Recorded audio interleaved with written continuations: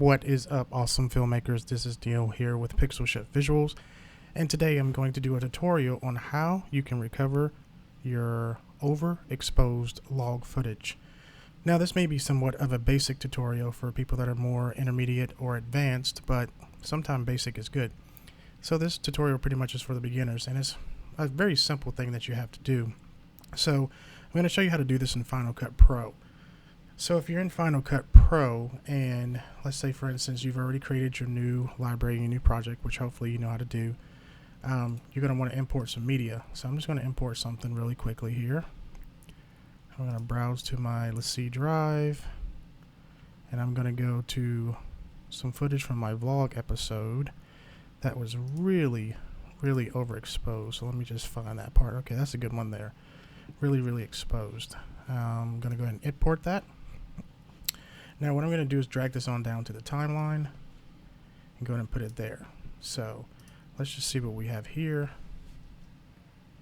And yeah, that is massively overexposed. As you can see, everything is pretty much washed out because unfortunately when you're out in the field and you just have a regular screen that's on the back of your camera, you can't really tell whether you're super underexposed or overexposed, especially when it's bright daylight out.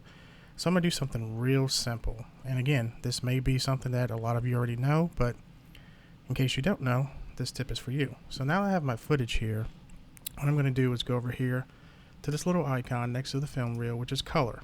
Now what I want to do, and you can do this a lot of different ways, but the way I'm going to show you today is with color wheels. See here, you have your color, your saturation, your exposure, etc., and you can just lower those up and down and all that other stuff, but I like using color wheels better. So I'm going to click this little arrow pointing down. I'm going to click on color wheel. That's going to bring out my color wheels, and the reason why I want to show you how to do it in color wheels is because of this area here, and these are your scopes. This is where you'll measure your midtones, your highlights, and your shadows, and essentially where those should be at on your scopes here. So if you don't have that, just go over to your view window here at the top and go into show in viewer, and then click on and make sure video scopes are checked.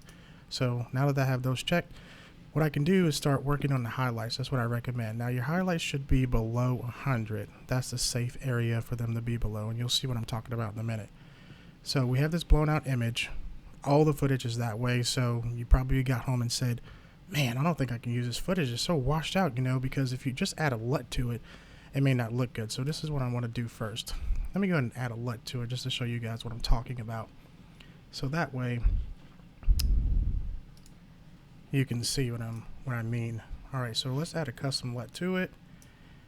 And let me just go up here to the footage.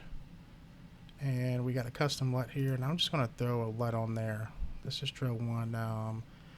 Let's just throw a Rec 709 LUT on it. Well, doesn't look good, right? And that's the color space that we're working in. That's the color space you want to work in because 709 is what most phones, monitors, screens, computers, and everything. That's the color calibration. So let's try another LUT. SLOG 2 to 709. Still doesn't look good, right? So we changed the LUT to, I shot this in log and I want it to be 709 and look good. Doesn't look good at all. Let's try one more. Sony SLOG 2 to Rec 709. Looks awful. You know what I mean? So let's go back and click none. Let's take off that custom LUT because we don't want to use that.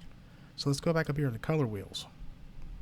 Now, once we're in color wheels, we want to start with the highlights and make sure you're looking at your scopes as well. So I'm just going to bring these highlights down a bit until they're right about at 100. Okay, so we're looking here, we got it right below 100. Now you can play around with this to your preference as you like, so I'll just raise it up just a hair. All right, see how much detail and color we've gotten back into that image. So now what I want to do is mess around with my midtones, bring those down, and I want to bring those down to right about 0 on my scopes. That looks good. Nice, good image. Now, if I want to bring that up just a little bit because I want to make the midtones a little bit brighter versus darker, you can do that. Or you can bring them down to 0, and then you can take your shadows up just a tad and get those around the 50 mark there. So Highlights around 100, midtones around 0, and shadows is around 50 is how I like to do it. So as you can see there, now we have really good usable footage. The sky is in the background. You can see the clouds. My skin tones look good. Nothing is washed out. You can see very much so the detail in the brick and the stone and the concrete steps. So this is before and this is after.